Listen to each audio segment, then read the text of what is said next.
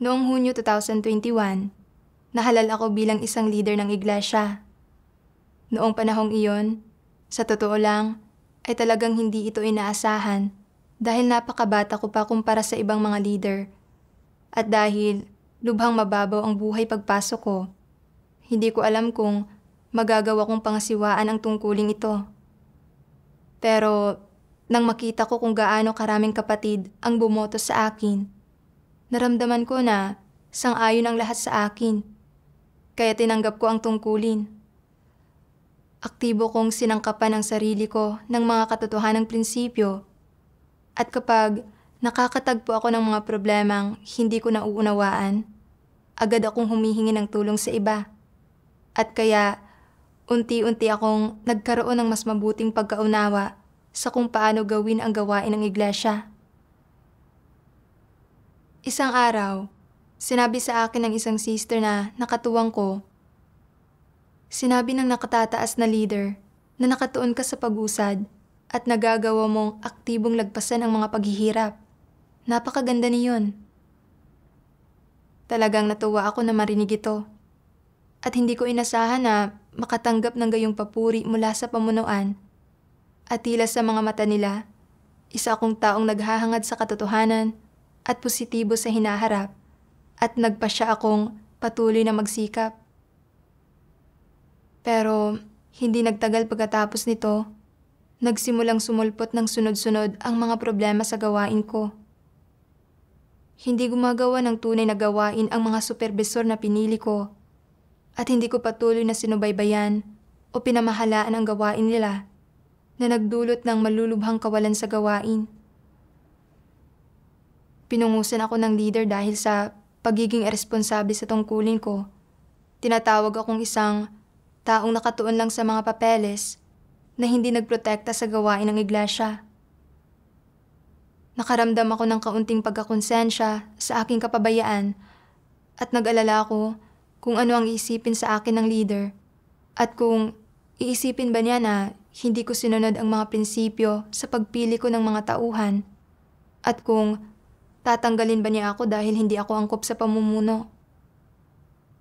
Ano na lang ang iisipin sa akin ng mga kapatid kung sakaling tatanggalin talaga ako? Sasabihin ba nila na nagkamali sila sa pagpili sa akin bilang leader? Talagang nasiraan ako ng loob. Inisip ko kung paanong tinawag ako ng leader na isang taong nakatuon lang sa mga papeles na irresponsable sa kanyang tungkulin. Ayaw kong manatili sa ganitong bansag. Kaya inisip ko na siguro kung gagampan ako ng maayos simula noon, baka magbago ang pagsusuri ng leader tungkol sa akin at magkakaroon ng panibagong respeto sa akin ang mga kapatid. Baka sabihin nila na kahit matapos akong pungusan, hindi ako sumuko sa pagka-negatibo. Sa halip, nagpatuloy akong gawin ng normal ang tungkulin ko na nagpapakita na isa akong taong naghahangad ng katotohanan. Sa ganitong paraan, mapapanatili ang reputasyon ko bilang isang taong nakatuon sa pag-usad at may motibasyon. Isinasaisip ang mga bagay na ito. Sinikap kong lutasin ang mga problema sa gawain ko sa lalong madaling panahon. Kalaunan, madalas na tanongin ng nakatataas na leader ang tungkol sa gawain ko. Pero hindi ko na ginawa ang mga bagay ng kasing tuwiran tulad ng dati. Imbes na lapitan kaagad ang leader kung nakakatagpo ako ng anumang problema o paghihirap. Ngayon, natatakot ako na may matutuklasan siyang iba na hindi ko nagawa ng maayos. Isang beses, kinailangan naming maghanap ng isang taong mangangasiwa sa mga pangkalahatang gampanin. Ang una kong naisip ay si Sister Chloe, na talagang bihasa sa pangangasiwa ng mga pangkalahatang gampanin, kayang protektahan ang mga interes ng iglesia kapag may mga nangyayari, at handang maghirap sa mga tungkulin niya nang hindi natatakot na mahapo. Pero naalala ko na tinanggal siya noon bilang supervisor dahil sa mayabang niyang disposisyon at kawalan ng kakayahang makipagtulungan sa iba. Kung muli ko siyang ipopromote, at ganoon pa rin ang magiging asal niya. Iisipin kaya ng leader na wala akong pagkilatis at nakikita ko lang ang mga tao batay sa kanilang panlabas na anyo? Nanatila kong hindi sigurado kung makakaya na ba ni Chloe na gumampan muli ng isang papel sa pangangasiwa. Pero masyado akong natatakot na humingi ng patnubay mula sa leader at nanatiling hindi natatapos ang proseso sa pagpili ng supervisor. Mayroon ding usapin tungkol sa leader ng iglesia na si Harlow. 6 na kapatid ang nagtipon-tipon para iulat siya dahil sa sobrang kayabangan at sa paggamit ng posisyon niya para hamakin at supilin ang mga tao. Nilapitan ko ang mga leader ng pangkat at mga supervisor para siyasatin ang usapin. Napag-alaman ko na tunay ngang mayabang si Harlow at mahilig siyang sermonan ang iba, pero sinabi rin ng ilan na ginagawa niya iyon dahil nilalabag ng mga kapatid ang mga prinsipyo. Sa mga nakikitang magkakaibang pagsusuring ito, hindi ko malinaw na makita ang mga bagay-bagay. Naisip kong humingi ng patnubay mula sa nakatataas na leader, pero naalala ko na sunod-sunod na akong nakagawa ng ilang pagkakamali sa pagkilatis sa mga tao, kung paanong nagbahagi ang leader ng maraming prinsipyo sa akin. Pero ngayon, nahaharap sa isang sitwasyon, hindi ko pa rin makilatis ang mga tao at naisip ko kung isipin ba niya na mahina ang kakayahan ko, na hindi ko maunawaan ang mga prinsipyo kahit gaano pa ibahagi ang mga ito at hindi ako angkop na maging leader. Nag-alinlangan ako. Iniisip na dapat muna akong mas mag-obserba at tatanggalin lang siya kapag lubos ko nang naunawaan ang sitwasyon. Isang araw, nakatuklas ang leader ng mga isyu sa pagpili ko ng taong mangangasiwa sa mga pangkalahatang gampanin at ibinahagi niya ang mga prinsipyo ng pangangasiwa sa gayong mga usapin. Sabi niya, ang pagkakatanggal noon ay hindi nangangahulugang hindi na maaaring maging supervisor muli ang isang tao. Nakasalalay ito sa kanyang pagsisisi. Higit pa rito, iba ang pagpili ng supervisor para sa pangkalahatang gawain kaysa sa pagpili ng leader ng iglesia. Ang focus ay hindi sa kanyang paghahangad sa katotohanan, kundi sa kung siya ba ang tamang tao na kayang magtaguyod sa gawain ng iglesia. Dagdag pa rito, kung iniisip ng karamihan sa mga tao na mayroon silang talento para dito, pwede silang magsanay. Kung hindi ka sigurado, pwede mong hilingin sa ibang mga kapatid na makipagtulungan sa kanya. Pagkatapos ng pagbabahagi niya, pinungusan din niya ako dahil sa napakatagal na pagpapaliban sa issue nang hindi naghahanap ng mga solusyon. Sinasabi na masyado akong nagiging makasarili at hindi pinoprotektahan ang gawain ng iglesia. Hindi ko inasahan na habang mas sinisikap kong magpanggap at itago ang mga bagay-bagay, mas maraming problema ang nalalantad. Nang hindi namamalayan, sinimulan kong higit na bigyang pansin ang tono at ekspresyon ng mga tao. Kapag kinakausap ako ng leader, sinusubukan kong hulaan mula sa tono ng kanyang boses, kung lumalala ba ang impresyon niya sa akin, kung sinusuri ba niya ang pagiging angkop ko bilang leader, at kung hihinto ba siya sa pagbibigay sa akin ng mga responsibilidad. Sa aking pagtataka, makalipas ang 1 buwan, isinaayos ng leader na pangasiwaan ko ang gawaing pang-video.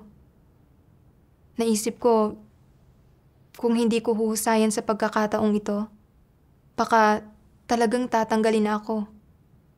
Kailangan kong samantalahin ang pagkakataong ito at gumampan ng maayos. Gayunpaman, hindi ako pamilyar sa gawaing pang-video at nang lumitaw ang mga problema, hindi ko alam kung paano lulutasin ang mga ito.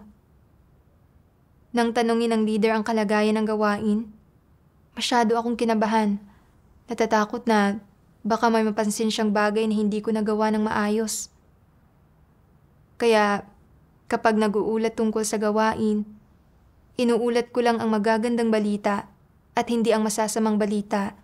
Binibigyang diin ang mga parte ng pag-usad at sinasabi ko na nagsusumikap ako sa mga solusyon para sa mga parte na hindi umuusad. Noong panahong iyon, nakaramdam ako ng matinding pressure. Ilang beses kong naisip na magtapat sa leader na hindi ko kayang pangasiwaan ng trabaho. Pero nag-alala ako na kung gagawin ko iyon, tuluyang mawawala ang tanging positibo kong katangian ng pagiging isang taong nakatuon sa pag-uusad sa paningin ng iba. Bago ko namalayan, 6 na buwan na ang lumipas at naantala ng 6 na buwan ang gawaing dapat sana ay natapos lang sa loob ng 1 buwan. Lumala ng lumala ang kalagayan ko. Kapag kumakain at umiinom ng mga salita ng Diyos, hindi ako nakakatanggap ng anumang liwanag at palagi akong inaantok. At parang hindi nakakonekta sa Diyos ang mga dasal ko. Walang tigil ang naramdaman kong nerbiyos at pagkabalisa. Isang beses, mas malalim ang pangungwestiyon sa akin ng leader. Natuklasan niya ang mga isyung ito at tinanggal ako. Sinabi niya, hindi mo hinahangad ang katotohanan at masyado kang banidoso. Mas gusto mong gawin ang tungkulin mo ng mag-isa. Hindi kailanman kumukonsulta o naghahanap sa iba. At masyado kang nag-aalala sa reputasyon at katayuan mo. Batay sa iyong palagi ang pag-uugali, hindi ka na pwedeng magpatuloy bilang leader. Sa sandaling iyon na tinanggal ako, malinaw sa akin na ang matuwid na disposisyon ng Diyos ay nasa akin at sarili ko lang ang dapat sisihin. Hindi nagtagal, nalaman ko na nag-aamok si Harlow sa iglesia, bumubuo ng mga pangkat at sinusupil at pinahihirapan ang mga hindi sumusunod sa kanya. Naging magulo ang iglesia at hindi organisado ang mga tao at sa huli, ibinukod siya dahil sa masama niyang pagkatao. Nahaharap sa resultang ito, lubos akong hindi mapanatag dahil nabigo akong maagap na makita ng malinaw ang mga isyu niya at maghanap ng patnubay. Naiwan sa posisyon ng pamumuno ang isang masamang tao. Pinipinsala ang mga kapatid sa loob ng napakahabang panahon at lubhang ginugulo ang gawain ng iglesia. Habang pinagninilayan kung gaano ko kasamang ginawa ang mga tungkulin ko, napuno ako ng pagkakonsensya at labis na nahihiyang harapin ang mga kapatid. Paulit-ulit kong tinatanong ang sarili ko, paano ako humantong sa ganito? Lumuhod ako sa harap ng Diyos sa panalangin. Hinihiling sa Kanya na bigyang liwanag at gabayan ako kung paano tunay na pagnilayan at unawain ang lahat ng nagawa ko. Kalaunan, habang binabasa ko ang ilang salita ng Diyos, nagsimula akong magkaroon ng kaunting pagkaunawa sa kalagayan ko. Sabi ng makapangyarihang Diyos, kung kayo ay isang leader o manggagawa, natatakot ba kayong tanungin at pangasiwaan ng sambahayan ng Diyos ang inyong gawain? Natatakot ba kayong matuklasan ng sambahayan ng Diyos ang mga kapabayaan at kamalian sa inyong gawain at pungusan kayo? Natatakot ba kayo na kapag nalaman na ng itaas ang inyong tunay na kakayahan at tayog, maiiba ang tingin nila sa inyo at hindi kayo isa sa alang-alang na taasan ng ranggo? Kung may ganito kang mga kinatatakutan, pinatutunayan ito na hindi para sa kapakanan ng gawain ng iglesia ang mga motibasyon mo. Gumagawa ka alang-alang sa reputasyon at katayuan na nagpapatunay na may disposisyon ka ng isang antikristo. Kung may disposisyon ka ng isang antikristo, malamang natahakin mo ang landas ng mga antikristo at gawin ang lahat ng kasamaang inihasik ng mga antikristo. Kung sa iyong puso, hindi ka natatakot na pangasiwaan ng sambahayan ng Diyos ang iyong gawain at nagagawa mong magbigay ng mga tunay na sagot sa mga katanungan at pag-uusisa ng itaas nang walang itinatagong anuman, at sinasabi kung ano ang nalalaman mo. Kung gayon, tama man o mali ang sinasabi mo, kahit ano pang katiwalian ang naibunyag mo, kahit naibunyag mo pa ang disposisyon ng isang antikristo, siguradong hindi ka tutukuyin na isang antikristo.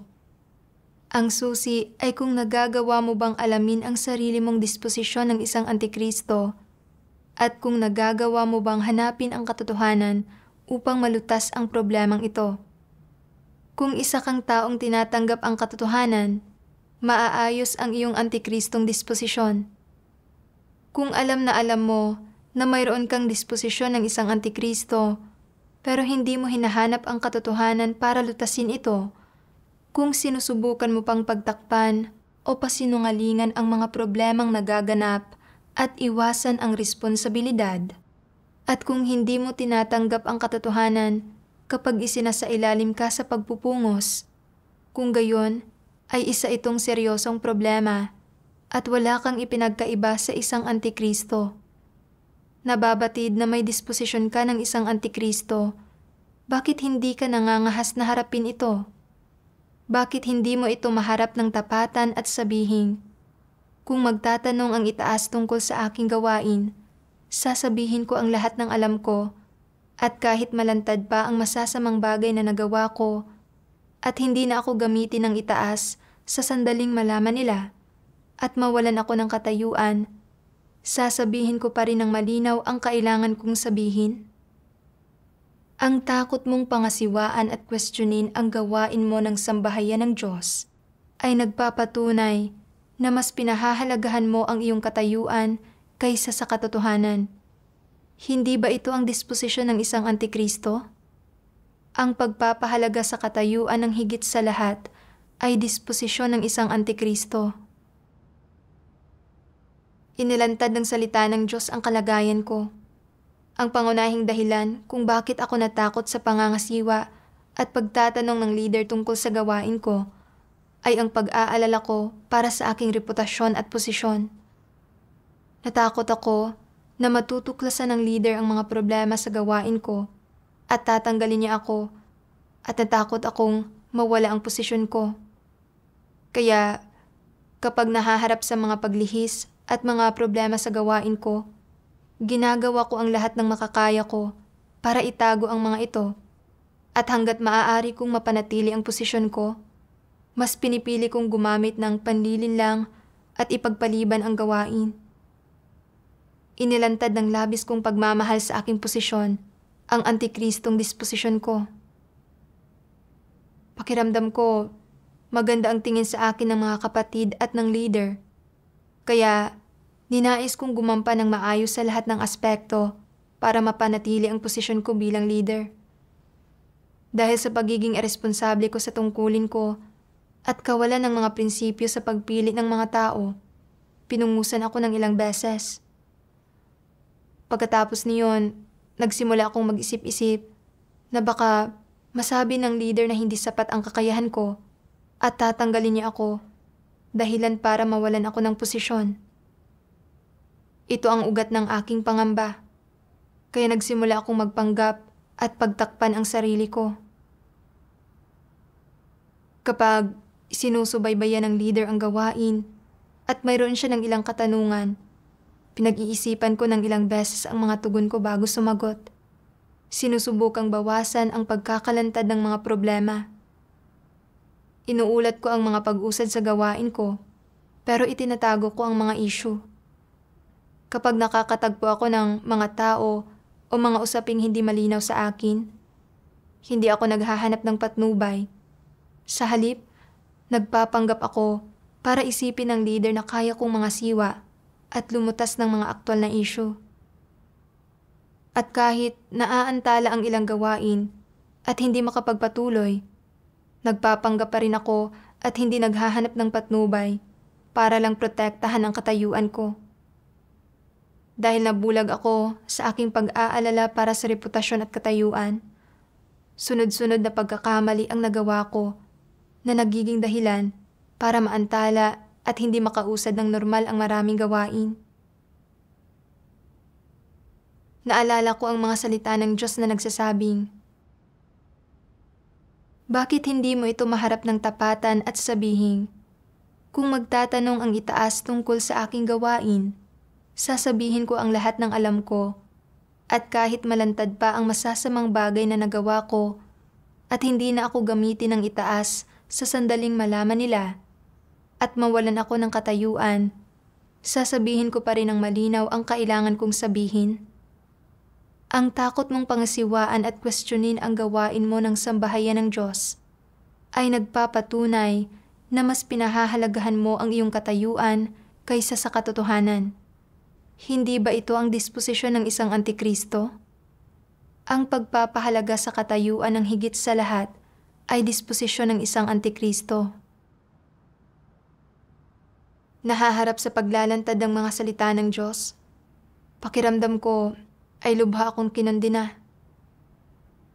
Tinuturuan tayo ng Diyos na kapag nag-uulat tayo ng gawain, dapat tayong magsalita ng matapat kahit ano pa ang mga problema. Kahit na ibig sabihin nito ay mawala ang ating katayuan, dapat tayong magsalita ng malinaw tungkol sa mga issue at hindi itago ang mga ito at matapat na iulat ang mga problema. Gayunpaman, kabaligtaran mismo ang mga kilos ko. Mas ginusto kong magsinungaling, magpanggap, at manlinlang, isinasakripisyo ang integridad ko para protektahan ang reputasyon at katayuan ko. Lubos akong nakumbinsi ng mga salita ng Diyos. Ipinapakita sa akin na ang tunay kong hinahangad at pinahahalagahan ay ang reputasyon at katayuan lamang. Kalaunan, nabasa ko ang isa pang sipi ng mga salita ng Diyos. Likas na buktot ang mga antikristo. Wala silang isang puso ng pagkamatapat, ng pagmamahal sa katotohanan, o ng pagmamahal sa mga positibong bagay. Madalas silang namumuhay sa madidilim na sulok, hindi sila kumikilos ng may saloobin ng pagkamatapat, hindi sila nagsasalita ng tapat, at nagkikimkim sila ng buktot at mapanlinlang na puso, kapwa sa ibang tao at sa Diyos. Gusto nilang linlangin ang iba at linlangin pati ang Diyos. Hindi nila tatanggapin ang pangangasiwa ng iba, lalo na ang pagsisiyasat ng Diyos. Pagkatapos makakuha ng katayuan ang isang taong tulad niyon, mas lalo siyang nagiging malihim sa kanyang pag-uugali kapag kasama ng ibang tao. Gusto niyang protektahan ang kanyang mga ambisyon, reputasyon, imahe at pangalan, ang kanyang katayuan at dignidad, at iba pa. Iyon ang dahilan kung bakit ayaw niyang maging tapat tungkol sa kung paano niya ginagawa ang mga bagay-bagay o sa kanyang mga motibo sa paggawa ng mga bagay-bagay. Kahit kapag siya ay nagkakamali, nagpapakita ng tiwaling disposisyon, o kapag mali ang mga motibo at intensyon sa likod ng kanyang mga kilos, ayaw niyang magtapat at hayaang malaman ng iba ang tungkol dito, at kadalasan siyang nagpapanggap na inosente at perpekto para linlangin ang mga kapatid. At sa itaas at sa Diyos, magagandang pakinggang bagay lang ang kanyang sinasabi, at madalas siyang gumagamit ng mga mapanlinlang na taktika at kasinungalingan para mapanatili ang kanyang relasyon sa itaas. Kapag nag-uulat siya ng kanyang gawain sa itaas at nakikipag-usap sa itaas, hindi siya kailanman nagsasalita ng anumang hindi maganda para walang makatuklas ng anuman sa kanyang mga kahinaan. Hindi niya kailanman babanggitin kung ano ang ginawa niya sa ibaba, ang anuman sa mga isyu na lumitaw sa iglesia, ang mga problema o kapintasan sa kanyang gawain, o ang mga bagay na hindi niya maunawaan o makilatis. Hindi siya kailanman nagtatanong o naghahanap sa itaas tungkol sa mga bagay na ito, at sa halip ay nagpapakita lang siya ng imahe at anyo ng kahusayan sa gawain, ng kakayahan na lubos na pasanin ang kanyang gawain. Hindi niya inuulat sa itaas ang anuman sa mga problema na umiiral sa iglesia, at kahit gaano pa kagulo ang mga bagay-bagay sa iglesia, ang laki ng mga depektong lumabas sa kanyang gawain o kung ano ang eksaktong ginagawa niya sa ibaba. Paulit-ulit niyang pinagtatakpan ang lahat ng iyon. Sinisikap na hindi kailanman malaman ng itaas o marinig ang anumang balita tungkol sa mga bagay na ito. Umaabot pa nga hanggang sa paglilipat ng mga tao na konektado sa mga usaping ito o sa nakakaalam ng katotohanan tungkol sa kanya sa malalayong lugar sa pagsisikap na maitago kung ano ang talagang nangyayari. Anong uri ng pagsasagawa ang mga ito? Anong klasing pag-uugali ito? Ito ba ang uri ng pagpapamalas na dapat mayroon ang isang tao na naghahangad sa katotohanan? Napakalinaw na hindi ito. Ito ay pag-uugali ng isang demonyo. Gagawin ng mga antikristo ang lahat ng kanilang makakaya para itago, para pagtakpan ang anumang bagay na maaaring magkaroon ng epekto sa kanilang katayuan o reputasyon. Itinatago ang mga bagay na ito mula sa ibang tao at mula sa Diyos. Ito ay panlilin lang sa mga nasa itaas at ibaba nila.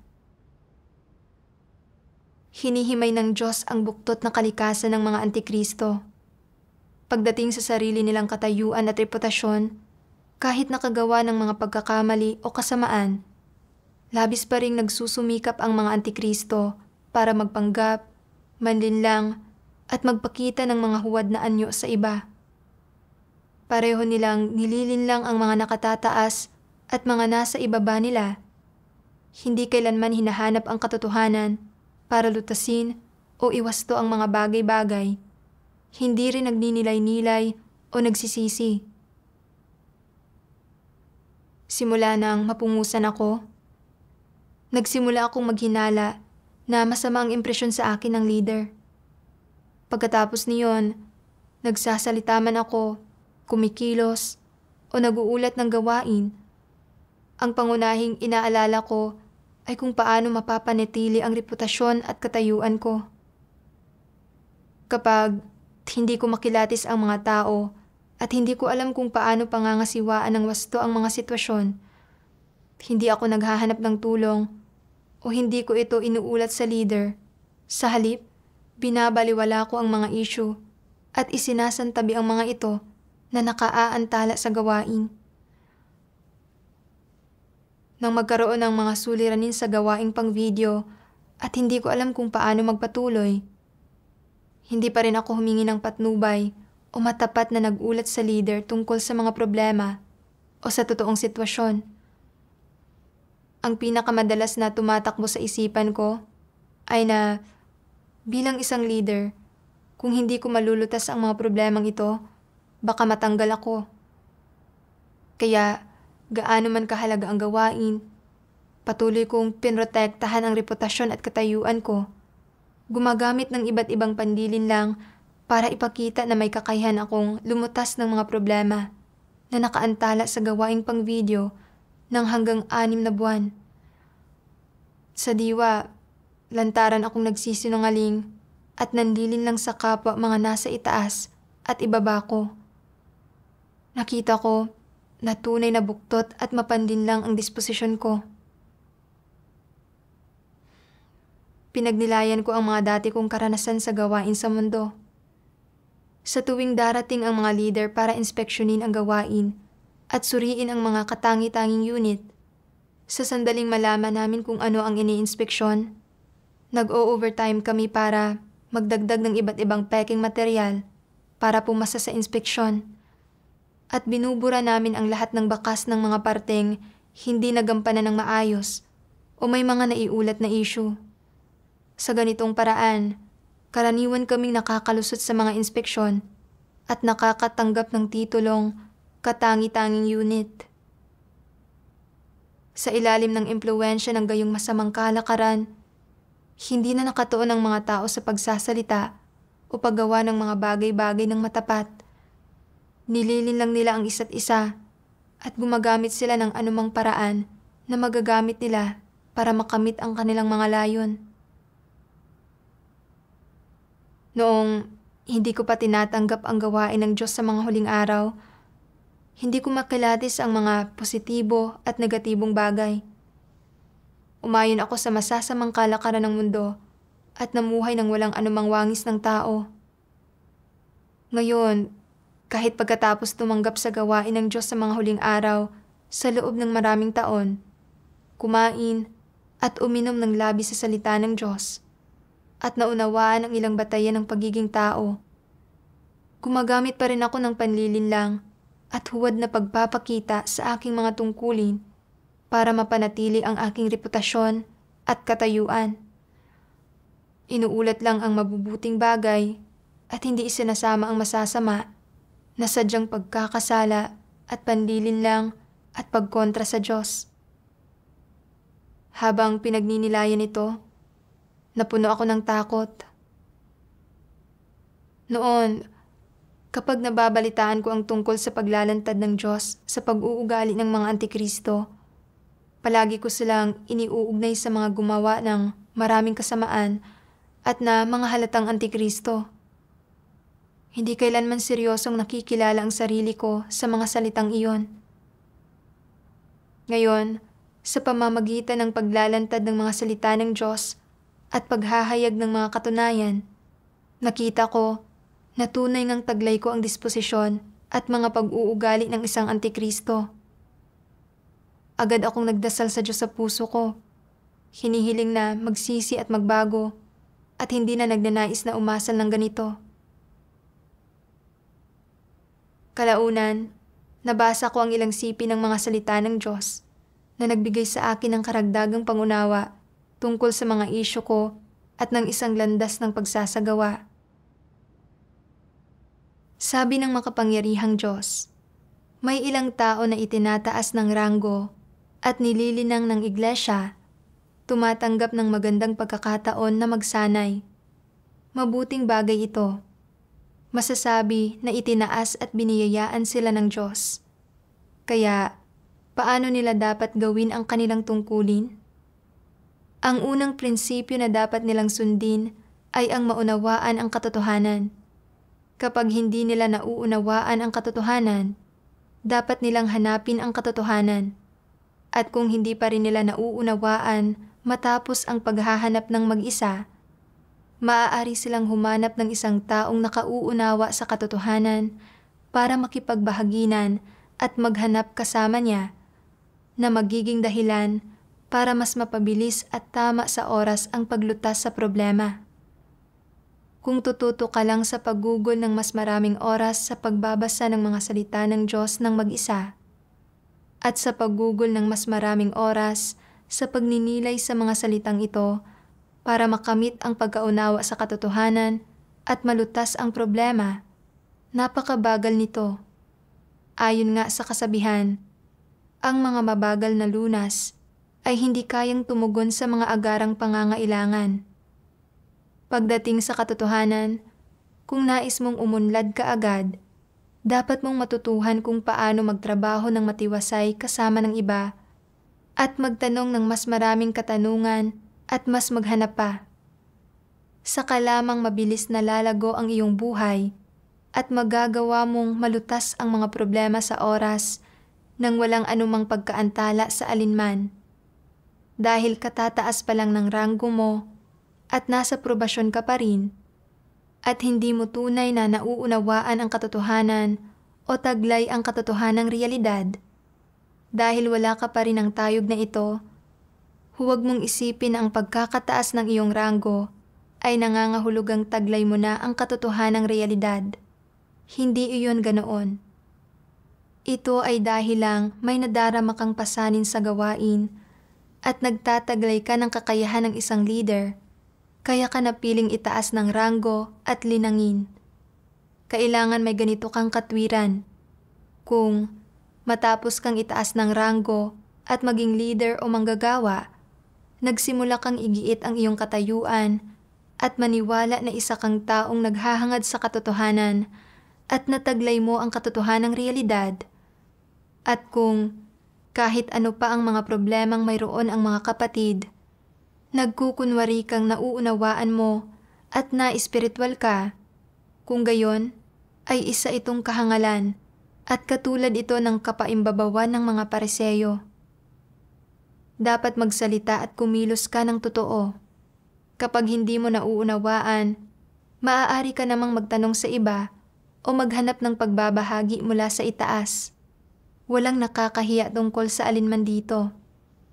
Kahit hindi ka magtanong, malalaman pa rin ng itaas ang totoo mong tayog at malalaman na wala sa iyo ang katotohanang realidad.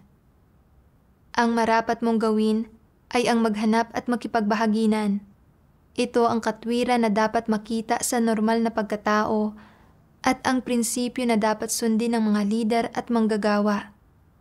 Hindi ito isang bagay na dapat ikahiya.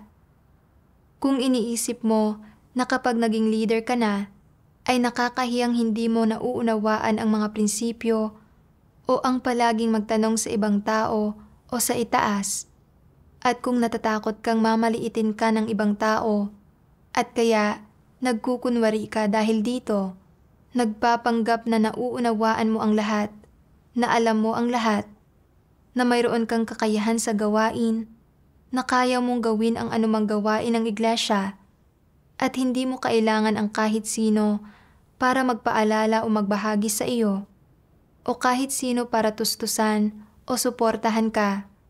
Mapanganib ito, at masyado kang mayabang at mapagmagaling, masyadong walang katwiran.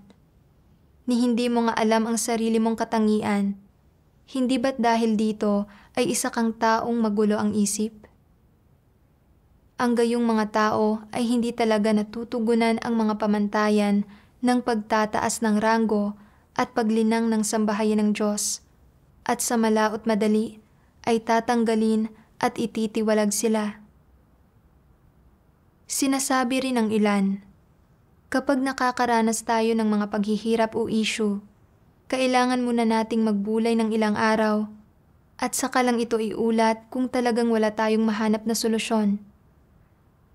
Maaaring tila may kaunting katwiran iyong mga nagsasabi nito, pero hindi ba't malamang na makakapagdulot ng mga pagkaantala ang ilang araw ng pagbubulay na ito? Makakasiguro ka ba na makakalutas sa isyu ang ilang araw ng pagbubulay? Magagarantiya mo ba na hindi ito magdudulot ng karagdagang pagkaantala? Sinasabi ng iba, kung agad nating iuulat ang isang issue, hindi ba't iisipin ng itaas na hindi man lang natin kayang makilatis ang maliit na isyung ito? Hindi ba tatawagin nila tayong mga hangal at mangmang at pupungusan tayo? Mali silang sabihin ito. Iulat mo man o hindi ang issue, kitang-kita na ang kalidad ng kakayahan mo. Alam ng itaas ang lahat ng ito. Sa tingin mo ba ay pahahalagahan ka ng itaas kung hindi mo iuulat ang isang issue? Kung talagang iuulat mo ang issue, at hindi ito nagdulot ng mga pagkaantala sa mga makabuluhang usapin, hindi ka papanagutin ng sambahayan ng Diyos. Gayunpaman, kung hindi mo ito iuulat at hahantong ito sa mga pagkaantala, direkta kang mananagot at agad kang tatanggalin, hindi na muling gagamitin kailanman. Ituturing ka rin ng mga hinirang ng Diyos bilang isang mangmang, hangal, mahina ang isipan, at nahihibang, at kamumuhian kanila, at habang buhay kanilang kasusuklaman. Sa puntong ito, dapat malinaw ng nauunawaan ng lahat sa inyo ang ganitong mga uri ng mga problema. Tama ba? Kapag nakakaranas kayo ng mga isyong hindi ninyo kayang pangasiwaan, iulat ang mga ito kaagad at makipagbahaginan sa grupo ng mga tagapagpasya para makahanap ng mga solusyon. Kung hindi kayang pangasiwaan ng grupo ng mga tagapagpasya ang mga ito, agad itong iulat sa itaas. Huwag mag-alala sa kung ano-anong bagay. Ang pinakamahalaga ay ang magawang lutasin kaagad ang issue. Ginising ako ng mga salita ng Diyos. Sa sambahayan ng Diyos, ang pagiging leader ay isang usapin lang ng pagsasagawa at paglilinang. Kaya kapag nahaharap sa mga kalituhan at suliranin sa mga tungkulin, kailangang makipagtulungan at makipagtalakayan sa iba ang isang tao. at humingi ng tulong sa mga nakatataas para hindi maantala ang gawain. Kung palaging inilalagay ng isang tao ang sarili niya sa isang pedestal, iniisip na ang mapili bilang isang leader ay nangangahulugan na dapat nauunawaan niya ang mga katotohanang prinsipyo at may kakayahan siyang lutasin ang mga problema at nagpapanggap siya at tumatangging maghanap kahit nahaharap siya sa mga isyong hindi niya nauunawaan. Kung gayon, walang katwiran ang gayong tao at labis niyang pinoprotektahan ang kanyang reputasyon at katayuan at madali niyang maaantala ang gawain ng iglesia. Isa akong buhay na halimbawa nito. Alam ko na mababaw ang pagkaunawa ko sa katotohanan at na marami akong kakulangan.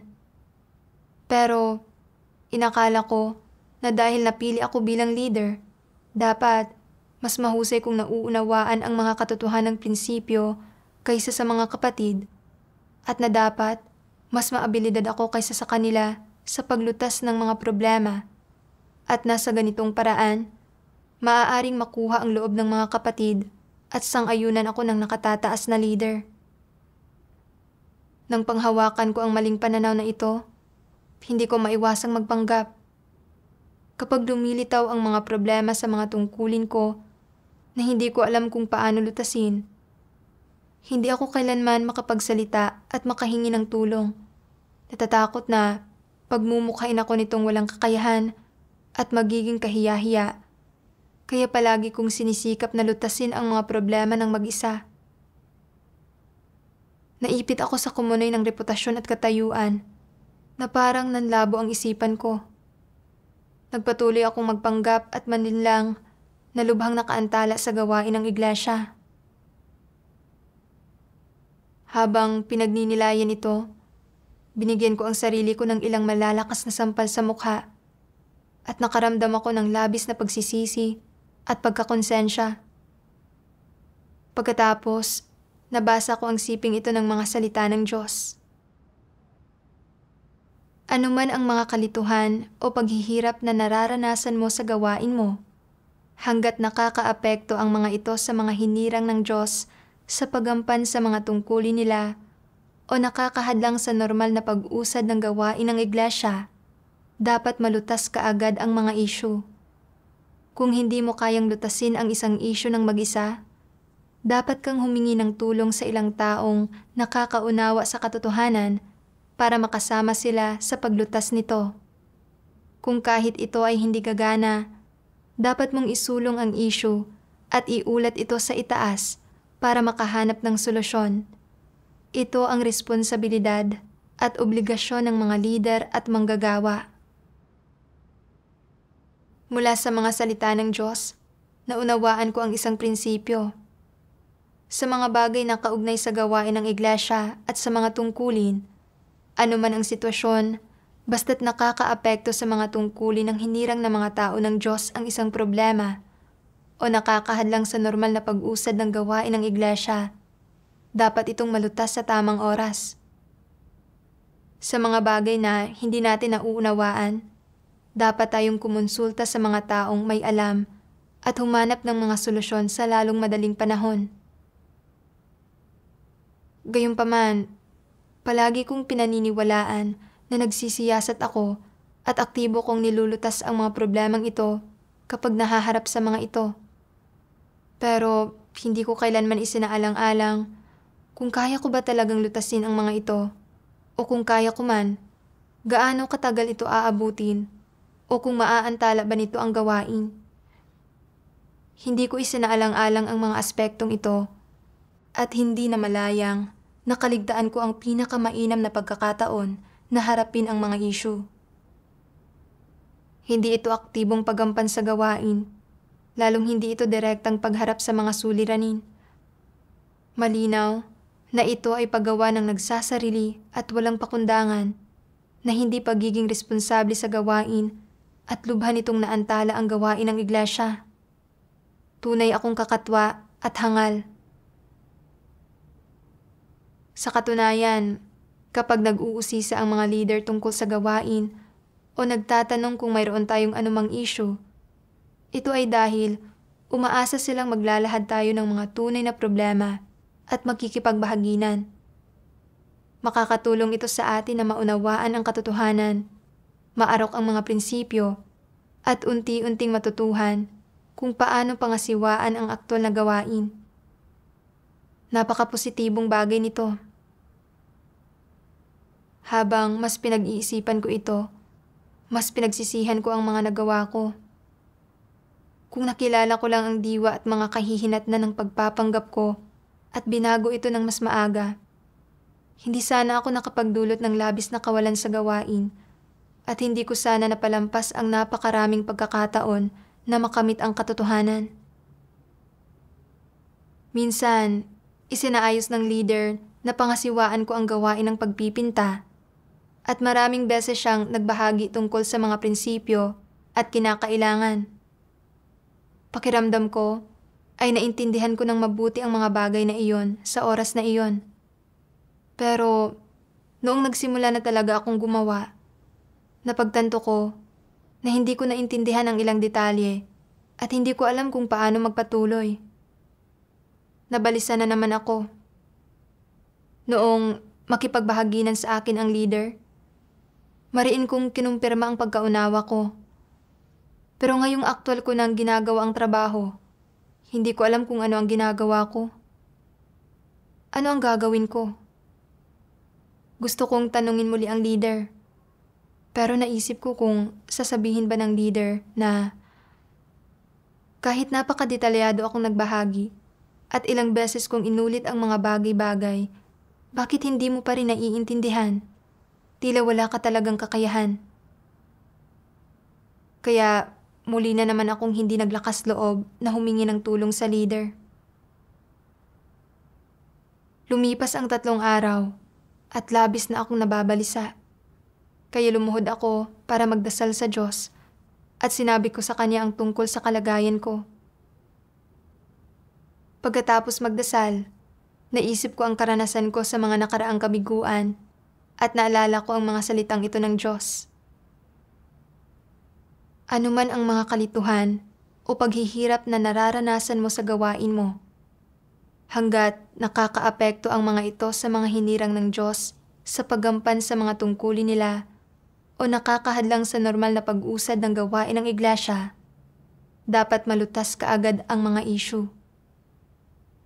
Kung hindi mo kayang lutasin ang isang issue ng mag-isa, dapat kang humingi ng tulong sa ilang taong nakakaunawa sa katotohanan para makasama sila sa paglutas nito. Kung kahit ito ay hindi gagana, dapat mong isulong ang issue at iulat ito sa itaas para makahanap ng solusyon. Ito ang responsibilidad at obligasyon ng mga leader at manggagawa. Ipinaalala sa akin ng mga salita ng Diyos na kung hindi ko hahangarin kaagad na makaunawa, sa paglipas ng mga araw, kung hindi matatapos sa oras ang gawain, maaantala ang pag-usad. Nang mapagtanto ito, nagpasya akong maging matapat at hindi pagtakpan ang aking sarili o magpanggap kahit ano pa ang magiging tingin sa akin ng leader. Pagkatapos, humingi ako ng tulong sa leader at muli niyang ibinahagi ang lahat at agad na nalutas ang problema. Nag-alay ako ng dasal ng pasasalamat at papuri sa Diyos. Tunay na masarap at nakakapagpalaya ang pagsasagawa sa ganitong paraan. Sa pagninilay-nilay sa karanasang ito, lubos akong nagpapasalamat sa Diyos sa pagsasaayos niya ng napakaraming sitwasyon para pagdaanan ko. Bagamat marami itong ibinunyag na mga katiwalian ko, ang mga ito ang pinakamagagandang pagkakataon para maunawaan ko ang sarili ko. Sa pamamagitan ng paglalantad, pagbibigay liwanag, at patnubay ng mga salita ng Diyos, mas naunawaan ko ang aking sarili, natuto ako ng ilang aral, at nakatuklas ng ilang paraan kung paano tuparin ng maayos ang mga tungkulin ko. Pinasasalamatan ko ang Diyos mula sa kaibuturan ng aking puso.